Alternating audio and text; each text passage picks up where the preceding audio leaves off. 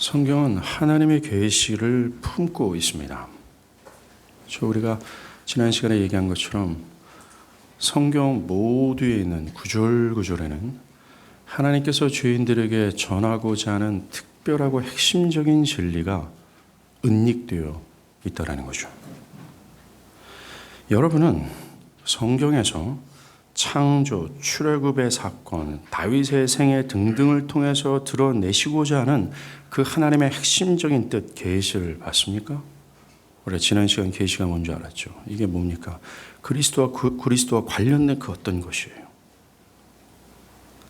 아니면 그저 이 이야기와 사건이라는 표면적인 것만을 보고 있습니까? 만약에 여러분들이 성경에 은닉되어 있는 계시를 봤다면 현재 예수를 믿고 그에게 참되게 순종하는 자로서의 삶을 살아가고 있을 것입니다.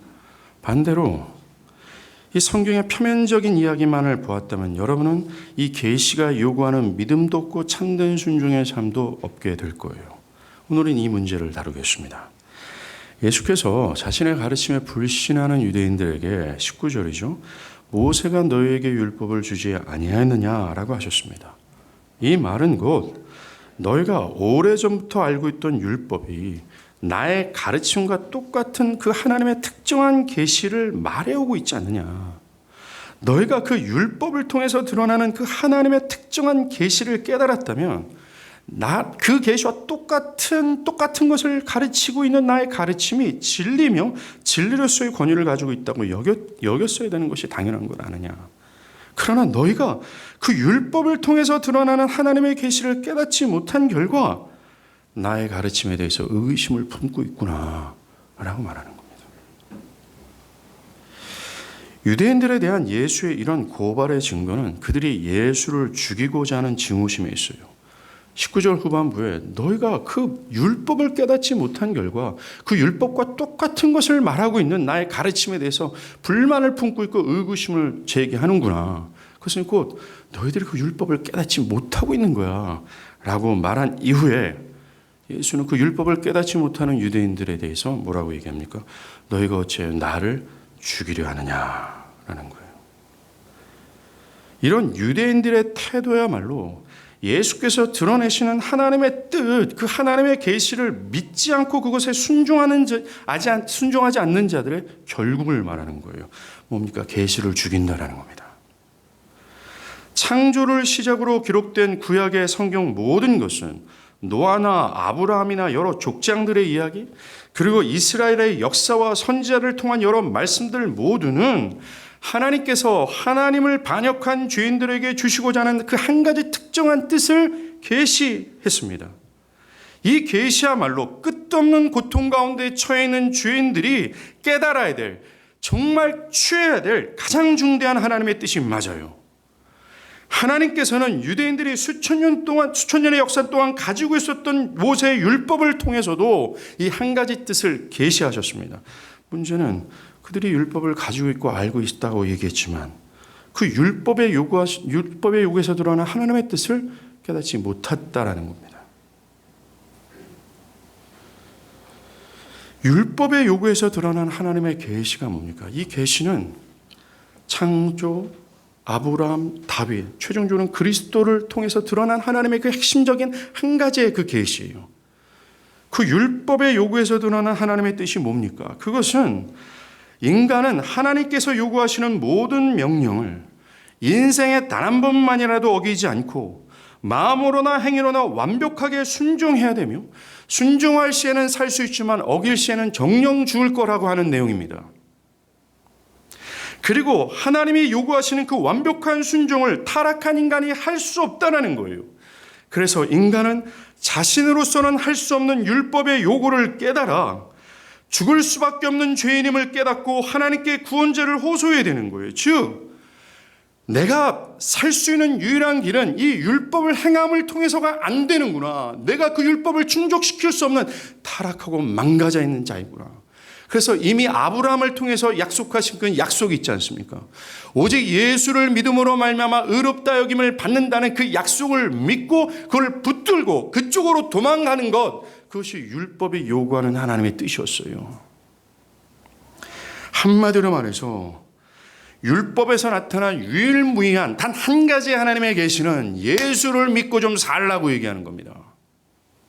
그런데 문제는 예수께서 말씀하신 것처럼 유대인들은 이 율법을 통해서 계시되는 하나님의 뜻을 깨닫지 못하고 그것이 요구하는 예수를 믿으라는 것을 믿고 순종하지 않았다는 거예요. 결국 이 하나님의 계시를 깨닫지 못한 자들은 계시를 주기로 합니다. 예수께서 너희가 나를, 계시인 나를, 우리가 지난 시간 봤지만 이 최종적인 계시인 나를 왜 주기로 하느냐라고 고발한 것처럼 말입니다. 지금까지 여러 부분과 여러 모양으로 한 가지 특정한 뜻을 말하셨던 하나님이 이제는 마지막 날에 최종적으로 아들을 통해서 계시하셨어요. 뭘요? 너희들이 살 수 있는 유일한 길이 예수를 믿음으로 말미암아 의롭다함을 받는 그거다. 그것을 여러 모양과 여러 부분과 여러 선지자와 하여튼 구약 성경 통으로 모두가 그것을 말하고 있는데 말해오고 말해왔던 그 계시를 예수를 통해서 마지막에 보이셨다는 거예요. 그런데 그 마지막 계시를 주기로 한다는 겁니다. 유일하게 살 수 있는 그 예수를 주기로 한다는 거예요. 어떻게 이들에게 소망이 있을 수 있겠어요? 이 말은 곧 저와 여러분도 예수를 믿으라는 이 핵심적인 계시를 깨닫지 못한다면 결국 이 계시를 거절하고 묵살한다는 것이고 그 결과 소망이 없다라는 거예요. 이 계시를 주기는 이 일은 성경 역사 전체에서 계속 반복되었던 일입니다. 창세기에서 하나님은 첫 아담에게 아담이 살 수 있는 생명의 길이 무엇인지를 그 하나님의 뜻을 계시하셨어요. 그것은 온 마음과 뜻과 정성을 다해 하나님의 명령을 순종하는 것이었습니다. 하나님만을 중심에 두는 것, 하나님 외에 다른 것을 두지 않는 것을 하나님 요구하셨어요. 만약 그럴 경우에는 살지만 그렇지 않을 경우에는 정령 죽을 거라 하셨어요. 그런데 하나님 아담은 그 하나님의 계시를 묵살했어요. 자신의 생명을 유지할 수 있고 먼지 같은 자신이 하나님을 의존해서만 살 수 있는 그런 자가 그 하나님의 계시를 묵살했다는 겁니다. 그는 하나님이 아니라 자신을 하나님으로 섬기기를 결정했어요. 이제는 하나님의 뜻이 아니라 자신의 뜻을 진리라고 믿고 따르며 하나님의 영광이 아니라 자신의 영광을 위해 살고자 결정했습니다. 이렇게 계시를 묵살한 결과 그들은 죽었습니다. 여기서 우리는 왜 인간이 하나님의 계시를 죽이고자 하는가? 그 뜻을 수용하고 그 뜻을 계시를 좀 깨닫고 그것을 수용하고 그것을 믿고 따르지 왜 못할까? 다른 것이 아닙니다. 인간이 스스로를 하나님으로 여기며 하나님 없이도 자신이 설 수 있다라는 이 교만이 문제예요. 노아 때도 마찬가지예요. 하나님은 노아에게 죄악으로 가득 찬 이 세상을 내가 물로 심판할 거야. 살 길이 노아 방주뿐이야 라고 당신의 뜻을 계시하셨어요. 노아는 이 계시를 방주를 짓는 100여 년 동안 전하고 또 전했습니다. 비가 올 거예요. 하나님이 물로 심판할 거예요. 그러니까 살 길이 저 방주밖에 없어요. 올라타셔야 돼요 라고 말하고 또 말했어요. 그러나 사람들은 노아가 방주에 들어가는 날까지 그 계시에 대해서 전혀 귀를 기울이지 않고 먹고 마시고 장가들고 시집갈 뻔 이 계시를 묵살했어요. 결국 홍수가 나서 다 멸망을 당합니다. 베드로 사도가 베드로후서에서 지옥에 있는 자들을 표현할 때 이렇게 얘기합니다. 베드로전서 3장 20절이에요. 그들은 전에 노아의 날 방주를 준비할 동안 하나님이 오래 참고 기다리실 때 복종하지 아니했던 자들이다. 이 말이 뭡니까? 노아를 통해서 드러난 계시를 전하고 전했지만 이것을 믿고 복종하지 않았다라고 얘기하는 거예요. 그 결과 지금 지옥에 있다라고 얘기하는 겁니다. 예스. 그 계시를 깨닫지 않고 그 계시를 중심으로 두고 그 계시를 중심에 둬 삶을 살아가지 않았던 그들, 그 계시에 복종하지 않은 그들 지옥에 있다라고 얘기를 하는 겁니다. 그들의 최후를 얘기하죠. 소돔과 고모라 때도 마찬가지였어요. 고돔성의 멸망을 계시하러 온 두 천사가 있습니다. 그런데 소돔 사람들은 그 계시하러 온 두 천사를 강간하고 죽이려까지 했어요. 그리고 롯의 사위들은 그 계시를 농담처럼 여겼습니다. 가벼이 여겼다라는 거예요.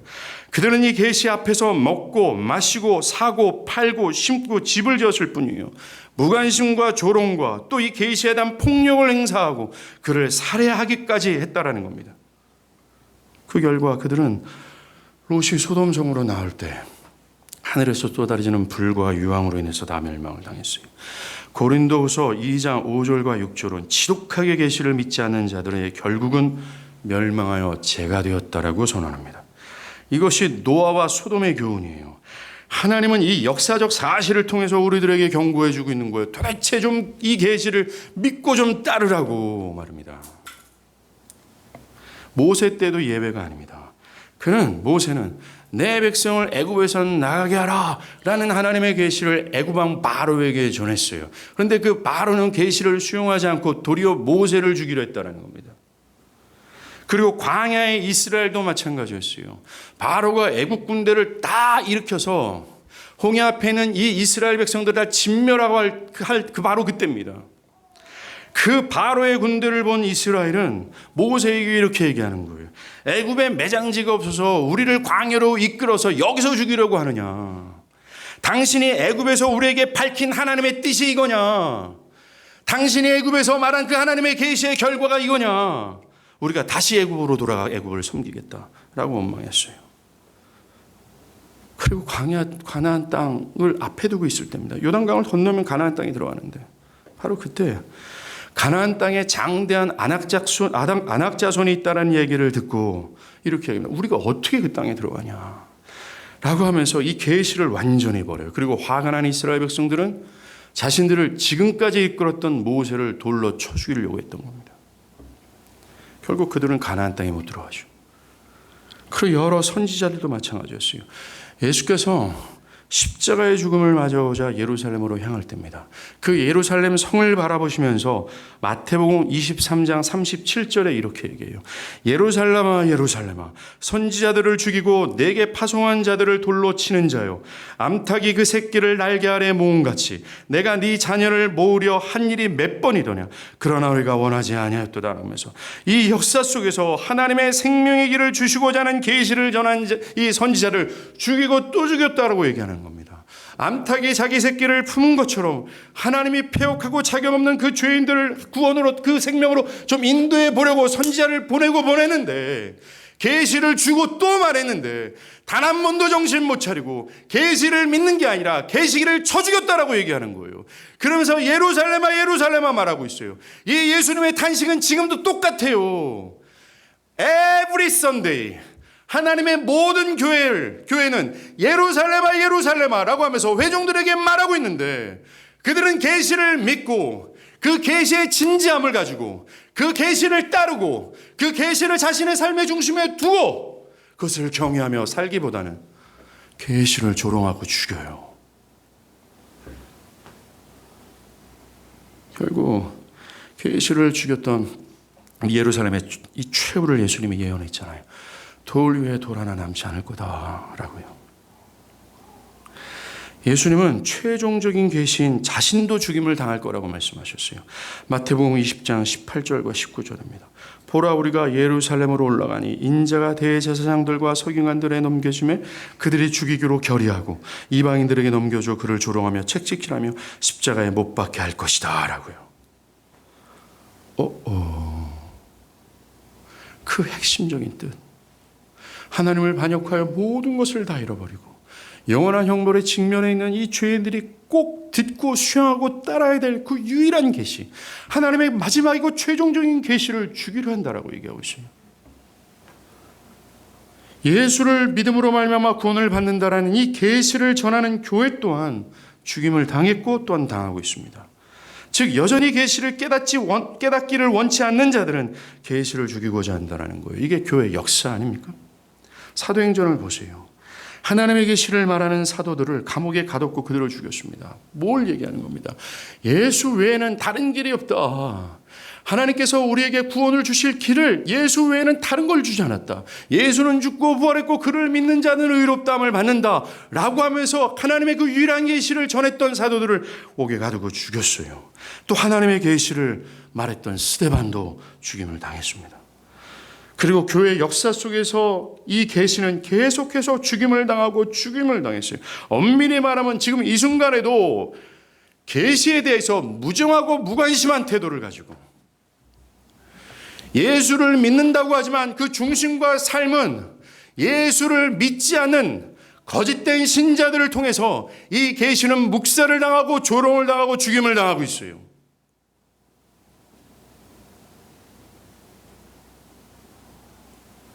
그 계시의 죽음의 반복됨으로 말미암아 그 계시가 죄인의 영혼 안에 역사에서 생명을 주신 걸 아십니까? 예수님은 누가복음 17장 25절에 그러나 그가 먼저 많은 고난을 받으며 이 세대에게 버림바 되어야 될지니라. 계시 자체이신 예수가 죽으면 정말 사람들의 영혼 안에 생명이 있을 거라고 얘기하시는 거예요. 지금 예수님이 유대인들에게 야 니들이 나를 죽이려 하는구나 하는 것은 니들이 하나님의 뜻을 성취하려고 하는구나 라고 말하는 것과 똑같아요. 이처럼 이 계시를 이 하나님의 수많은 성경의 이야기를 통해서 이 계시를 발견하고 이것을 제대로 깨닫지 않는 사람들은 계시를 죽여요. 여러분은 어떠십니까? 여러분에게 이 계시가 선명하게 보였습니까?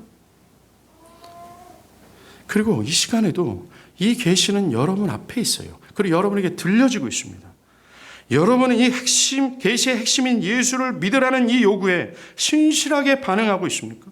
정말 신실하게 믿고 따르냐는 말입니다. 아니면 이 계시를 묵상합니까? 아담처럼 노아 때 사람들과 소돔성의 사람들처럼 이 계시를 멸시하려고 하나요? 분명히 하시기 바라요. 하나님은 오랫동안 이 계시를 멸시하는 죄인들을 다시 품으시고자 여러 사람들을 보내시고 또 사랑하시고 또 사랑하셨어요. 심지어 하나밖에 없는 아들을 통해서 이 계시를 말씀하셨습니다. 이 하나님의 아들 대신 이 하나님의 예수는 하나님의 계시의 마지막이며 최종적인 사랑이며 사랑의 광이에요.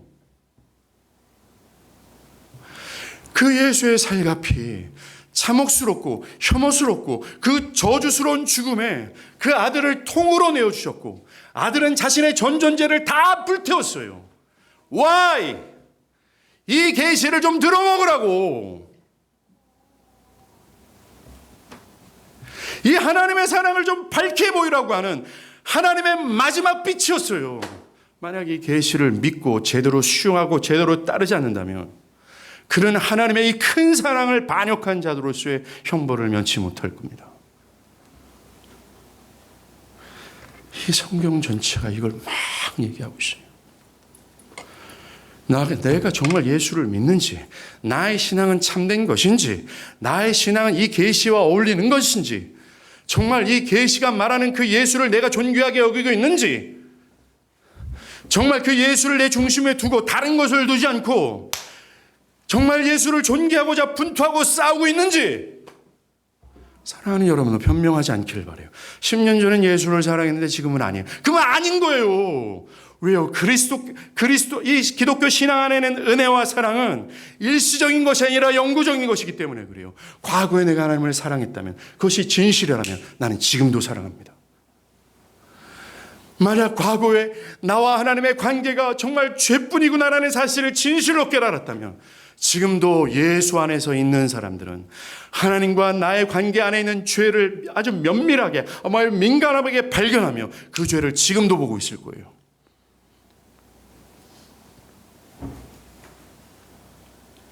정말 하나님께 의롭다함을 받을 사람들이 있잖아요. 하나님께 의롭다함을 받을 사람들은 정말 이 계시를 깨닫고 정말 예수가 맞구나. 그 예수의 존귀하심을 깨닫고 그래 예수를 따라가는 게 맞구나. 내 생명마저도 지불하면서까지 예수를 따라가는 것이 마땅하고 합당하며 그것이 기쁨이 되어져. 충분히 설득이 돼요. 그 계시를 수용하고 계시를 믿고 따라요. 반대로 하나님께 의롭다함을 받지 못할 자들 있잖아요. 그들 앞에서 이 계시는 숨겨집니다. 유대인들이 율법을 그 오랫동안 가지고 있고 알고 있음에도 불구하고 그 율법에 은닉되어 있는 하나님의 계시를 조금도 깨닫지 못하고 도리어 계시를 죽인 것처럼 하나님 앞에 의롭다함을 받지 못할 자들은 계시를 듣고 또 들어도 못 알아듣는 거예요. 그 계시의 가치와 존귀함을 못 알아듣는 겁니다. 어떤 한순간 수련회 때나 특별히 성경 공부 때나 어떤 특정한 시간에 이것에 어떤 것에 감동을 받고 감화를 받을 수 있지만 그 계시를 진지하게 믿고 또 순종하지 못해요. 항상성, 어제나 오늘이나 내일이나 항상성이 없어요. 마치 죽은 우물과도 같습니다. 죽은 우물이 물이 하나도 없어요. 그런데 죽은 우물에도 물이 담겨질 때가 있죠. 언제입니까? 장마 때입니다. 비가 억수같이 쏟아지면 우물에 물이 담겨요. 근데 시간이 지납니다. 다시 그 우물은 죽은 우물이 돼요. 계시를 받은 자들은 결코 이럴 수 없다는 겁니다. 내가 한순간, 어떤 특정한 기간, 일시적인 어떤 기간, 이 계시에 대한 진지함을 가지고 뭔가 순종하는 빛을 보였다 할지라도 바로 지금 아니라면 나는 본래부터 죽은 우물이었다는 겁니다. 또 이 의롭다함을 받지 못할 자들의 특징 중에 하나가 뭔지 아십니까? 그들은 자신들이 계시를 조롱하고 있고 계시를 주기로 하고 있다는 사실에 대해서 모른다라는 거예요. 뻔히 그의 마음의 중심과 그의 삶이 계시를 조롱하고 있고 계시를 죽이고 있음에도 불구하고 그 사실을 모르는 거예요. 오늘 본문의 유대인이 그런 것과 같은 겁니다. 20절에 예수께서 19절에서 니들이 나를 죽이려 한다 라고 하자 20절에 유대인들이 뭐라고 얘기해요? 언제 우리가 당신을 죽이려고 했어요? 당신 정신이 나갔습니까? 당신 귀신 들린 것 아닌가요? 우리가 언제 당신을 죽이려고 했어요? 언제 우리가 계시를 죽이려고 했어요? 라고 말하는 겁니다. 자신들이 계시를 죽이는 줄 모르고 있는 겁니다. 예수가 유대인들에게 너희들이 계시를 깨닫지 못했다 라고 고발하자 자신들이 결코 예수를 죽이고자 한 적이 없다라고 말해요. 그렇습니다. 이게 현재 교회 안에 있는 사람들을 말해주고 있는 겁니다.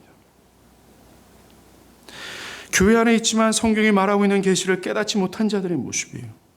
오랫동안 교회를 다녀요. Every Sunday 주구장창 하나님의 말씀을 듣습니다. 근데 계시가 그를 움직이지 않아요. 항시성이 없습니다. 그들의 특징은 이와 같아요. 예를 들어서 그들에게 당신은 아직 기독교의 진리에 대해서 깨닫지 못하고 있습니다. 당신의 신앙은 잘못되어 있고 당신은 아직 회심하지 않았기에 당신은 올바른 신앙으로 돌이켜야 됩니다. 라고 말하면 이렇게 반응하는 거예요. 즉 자신들의 진정한 상태에서 고발하면 매우 격분하는 겁니다. 누가 봐도 그는 진지함이 없습니다. 계시에 대한 감사가 없어요. 즉 죄사함과 이 구원의 기쁨에 대한 이 전율과 그걸로 인해서 자신의 모든 것을 통으로 부인하면서 그리스도 예수를 사랑하는 이 진지함과 감사가 없어요. 그것이 그의 삶의 중심을 차지하지 않고 있습니다. 순종함과 기쁨이 없어요. 그럼에도 불구하고 진정으로 계시를 깨닫지 못한 사람들은 자신들의 진실한 상태를 말해주는 말씀에 대해서 격분하고 화를 낸다는 거예요. 회개하기는커녕 격분하며 반항한다. 미쳤습니까? 왜 내가 기독교 신앙을 깨닫지 못한 사람 보는 겁니까?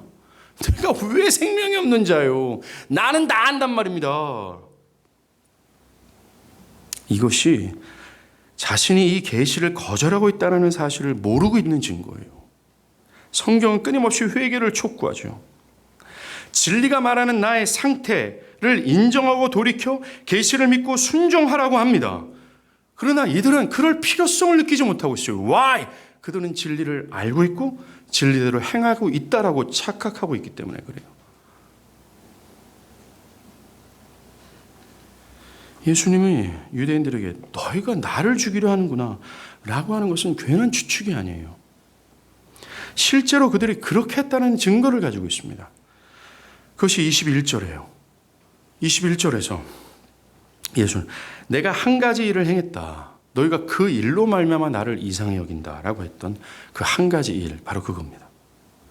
여기서 말하는 한 가지 일은요, 지난번입니다. 예루살렘에 오셔서 38년 된 전신마비의 환자를 치료했던, 고치셨던 그 사건을 뜻해요.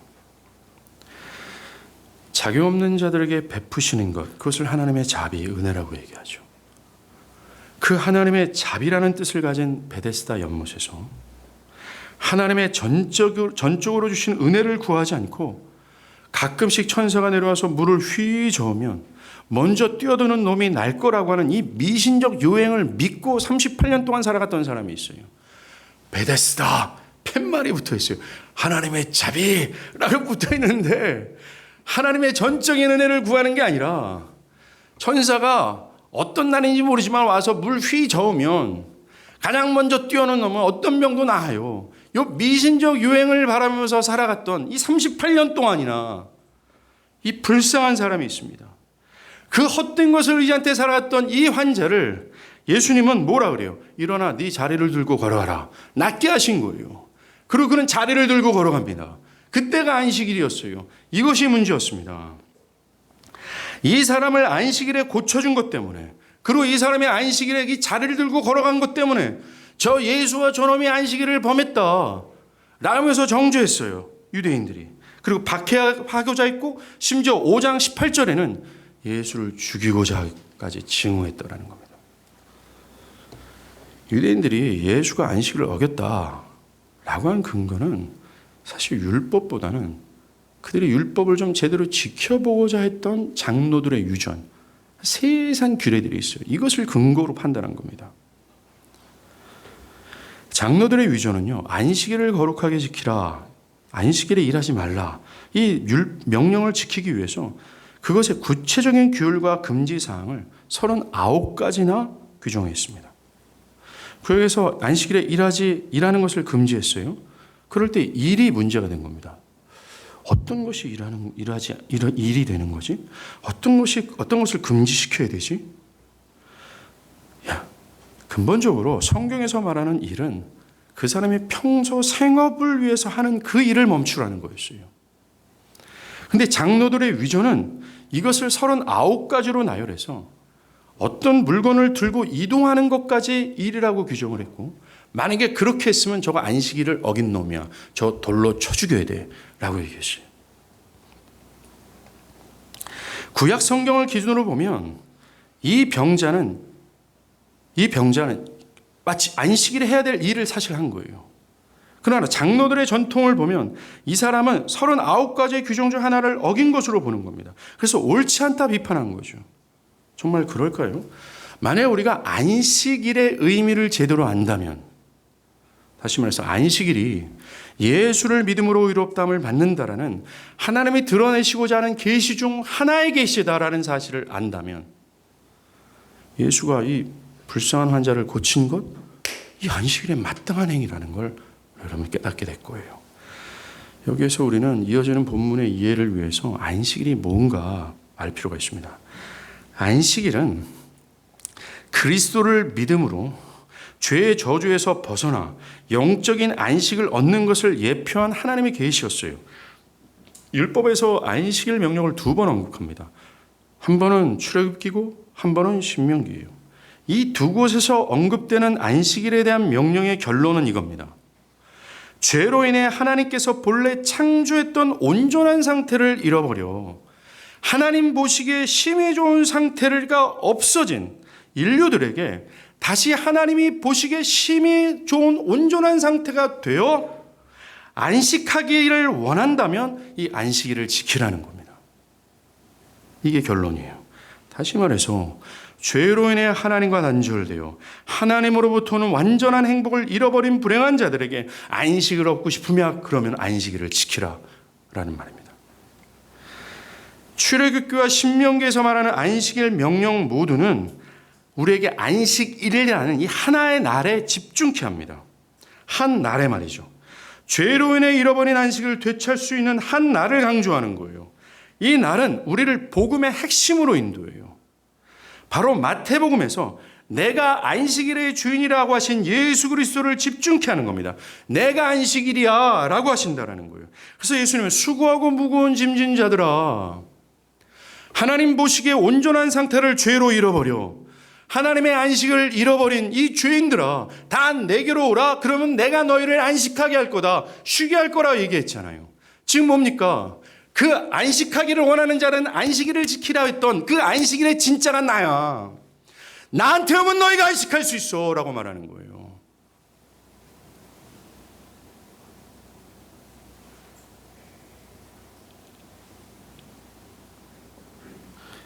안식을 잃어버린 죄인을 하나님 보시기에 심히 좋은 상태로 여김을 받게 하여 그들로 다시 안식으로 이끌 자는 바로 안식일이 되시는 예수가 된다는 말씀입니다.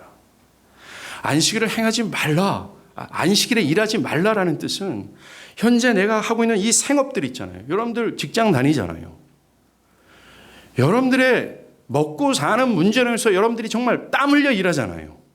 그걸 멈추라는 이유는 하나님 아버지, 내가 하고 있는 요 일을 통해서는, 먹고 사는 이 일, 내가 추구하는 요 일을 통해서는 일도 나한테 안식을 줄 수 없어요. 나는 절대로 그 일을 통해서 안식을 할 수 없어요. 그래서 나는 이 일을 멈춥니다. 내가 안식할 수 있는 길은 이 안식일이 말하는 예수를 믿음으로 말미암아 안식할 수 있습니다. 라는 의미가 안식일을 일하지 말라라는 핵심이에요. 한마디로 말해서 자신의 전 존재 부정하고 예수 붙들라는 겁니다. 우리가 지금까지 주장창 말한 하나님의 계시인 예수 믿으라는 거예요. 이쯤 되면 병자 고치고 자리를 들고 가는 이 환자에게 저 안식일 안 지킨 놈이다 라고 정죄한 유대인들, 이들이 안식일의 의미를 깨달은 자로 볼 수 있습니까? 안식일의 의미를 깨닫지 못한 것이다 분명히 말할 수 있습니다. 예수께서 안식일에 전신마비 환자를 고치신 것은 그의 저주스러운 삶에서 그를 자유케 해서 안식으로 들어가게 하신 거예요.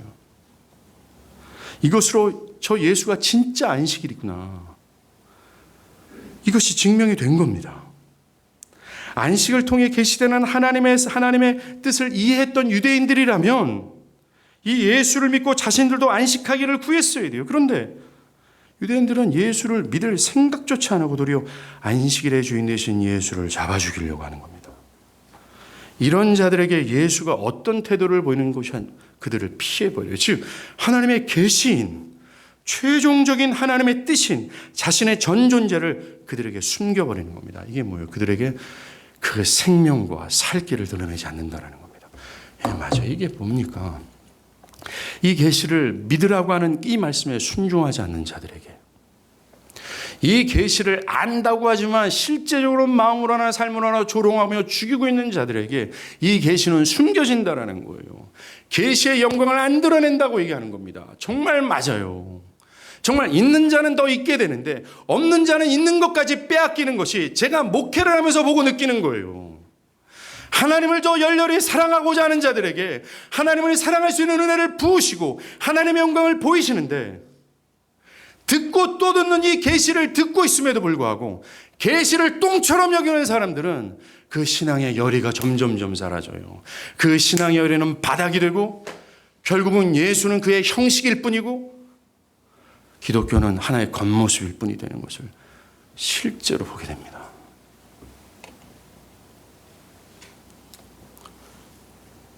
여러분들이 신앙의 열의가 없는 이유가 뭔지 아십니까? 그 그리스도에 대한 감사와 헌신이 없는 이유가 뭔지 아세요? 계시가 숨겨졌기 때문에 그렇습니다. 하나님이여 눈을 열어 그 계시를 보고 맛보게 해주시옵소서 라고 기도하는 것이 마땅하지 않겠습니까? 예수께서 이 일을 언급하신 후에 22절에 모세의 할례를 언급하세요. 모세의 할례를 언급하신 이유도 이 유대인들이 지독스럽게 계시를 깨닫지 못한 것임을 증거하기 위해서 이 얘기를 하는 겁니다. 22절에서 모세가 너에게 할례를 행하였으니 그러므로 너희가 안식일에도 사람에게 할례를 행한다 하십니다. 이상하잖아요. 안식일에 일하면 안 된다라고 했는데 그들은 안식일에 할례를 행하고 있는 겁니다. 예수께서 사람을 온전하게 한 그것을 보고 또 안식일을 어겼다 해서 죽이려고 했던 그들이 안식일에 할례를 행하는 겁니다. 예수님이 이걸 지적한 거죠.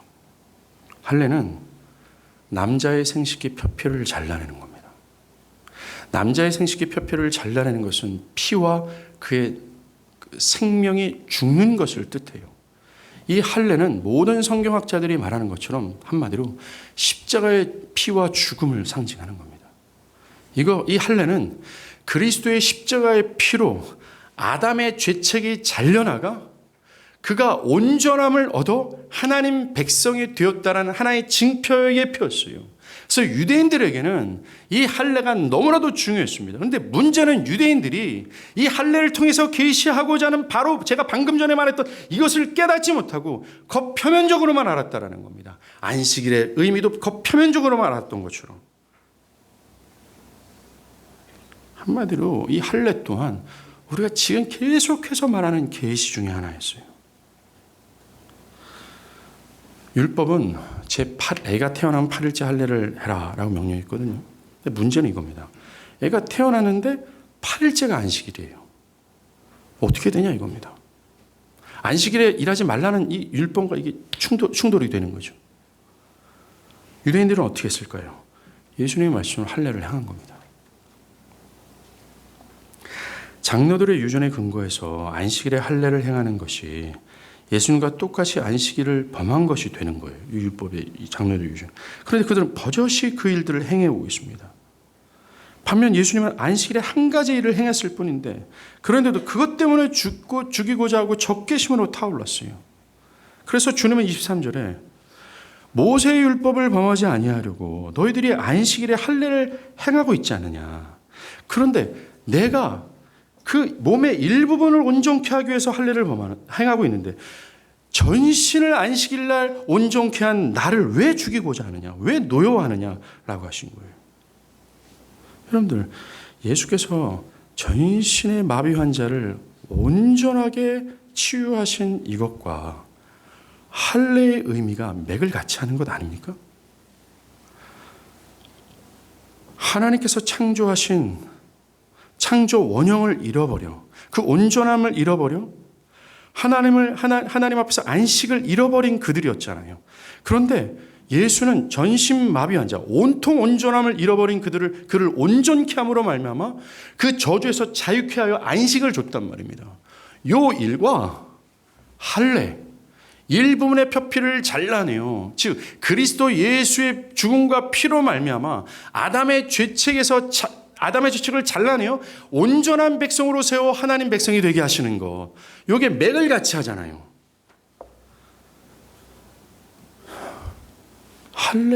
할례가 할례가 계시하고 있는 그것과 내가 안식일날 하는 그 계시가 똑같은데 왜 나는 죽이고자 하고 너는 그렇게 하느냐. 이 말은 근본적으로 니네 모두가 다 할례든 안식일이든 그 하나님께서 계시하고자 하는 이 말을 깨닫지 못하고 있다라고 말하는 것과 똑같은 거예요.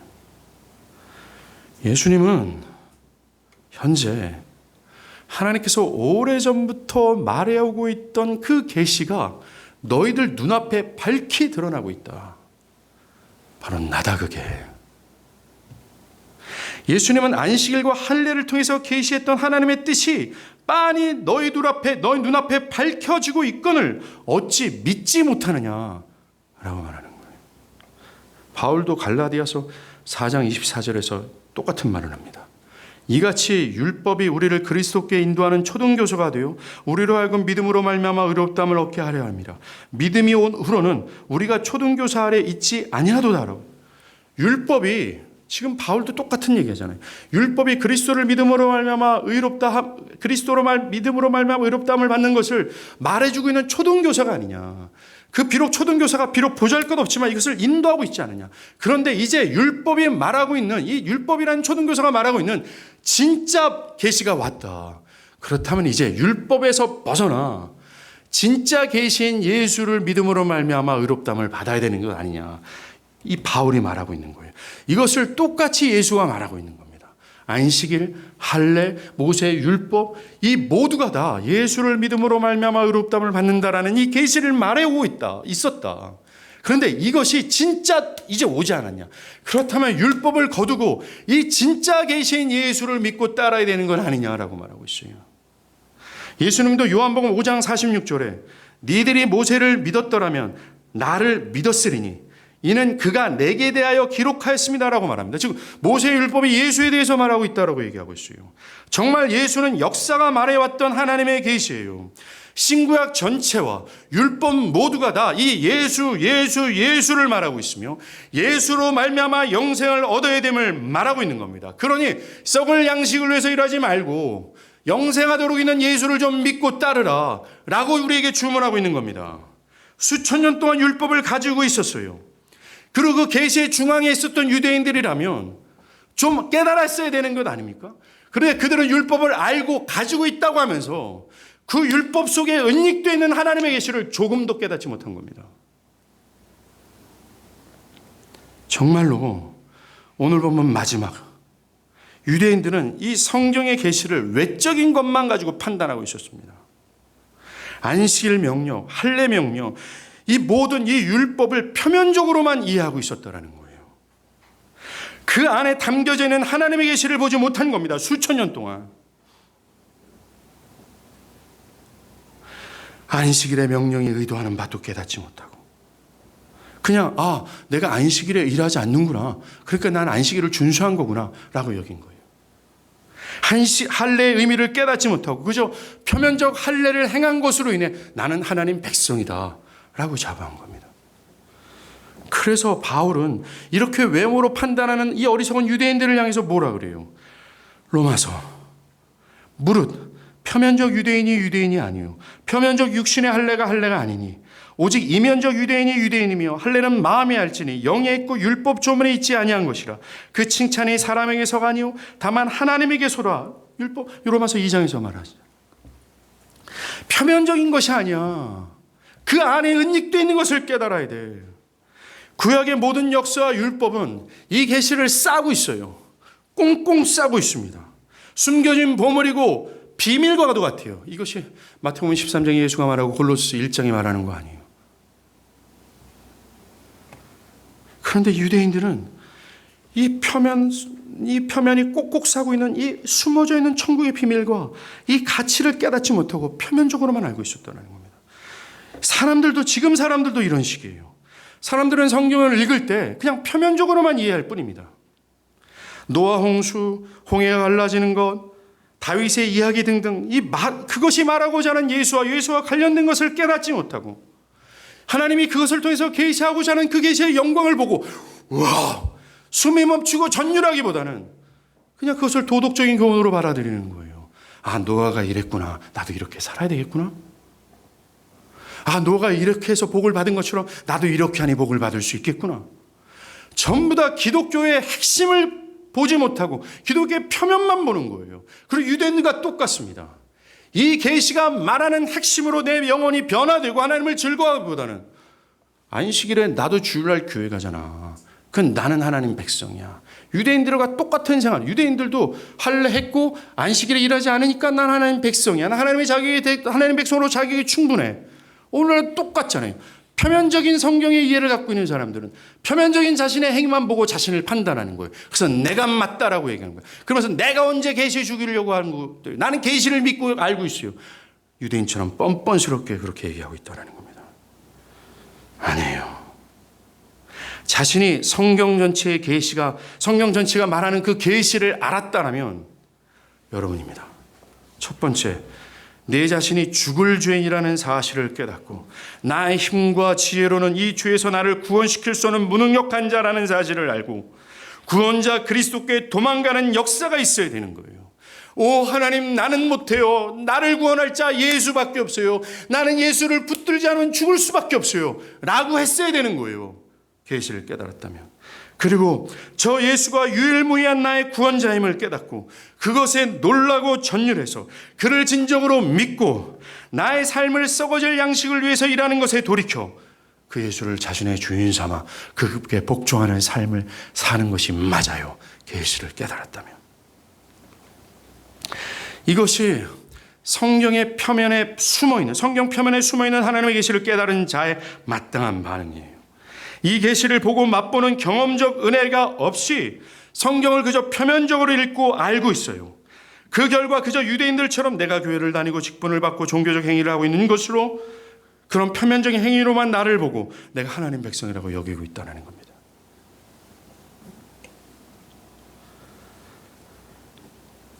여러분은 어떻습니까? 성경 전체 안에 숨어져 있는 이 생명의 계시를 봤습니까? 그 계시를 본 자로서의 마땅한 반응을 보이고 있습니까? 우리는 이 계시를 보고 맛보는 것이 필요해요. 과거에 이것을 진실로 보고 맛봤다면 여러분들은 더 이 영광스러움을 보고 깨닫기를 바랄 겁니다. 근데 깨닫지 않았으니 지금도 바라는 것이 없죠. 자, 우리는 계시를 보고 맛보는 역사가 필요해요. 그렇다면 어떻게 이 계시를 할 수 있을까요? 물론 하나님이 먼저 여러분에게 나타나셔야 됩니다. 아브라함에게 하나님이 나타나셔 자신을 드러내신 것처럼 바울에게 먼저 나타나 자신을 바울에게 드러난 것처럼. 어떻게 말입니까? 환상을 통해서 하나님을 보는 겁니까? 아니에요. 오늘처럼 말씀을 통하여 하나님은 여러분에게 먼저 나타나세요. 우리는 말씀을 들음으로 그 계시를 보는 겁니다. 저는 입술로 계시를 보여주고 여러분들은 귀로 그 계시를 보는 겁니다. 여러분들은 이 계시를 들음으로 그 계시를 이해하고 볼 수 있어요. 여러분이 듣고 있는 성경의 말씀과 여러분이 매일 읽고 있는 성경은 그저 사람의 말과 글이 아니에요. 우리는 그런 것처럼 이 성경을 대하고 있는 것이 사실입니다. 여러분들이 과연 이 성경을, 들려지는 하나님의 말씀을 하나님의 계시로서의 무게감을 가지고 듣고 있나요? 들어도 그만, 안 들어도 그만, 들을 때 졸든 말든, 들어도 되고 안 들어도 되고, 이것을 깨달아도 되고 안 깨달아도 되고, 과연 그것이 하나님의 말씀이 계시로서의 무게감을 가진 사람의 태도일까요? 우리가 가장 먼저 해야 될 바로 이것이, 이 성경과 이 듣고 있는 모든 말씀이 하나님의 계시로서의 무게감을 갖는 것을 믿고 따르는 겁니다.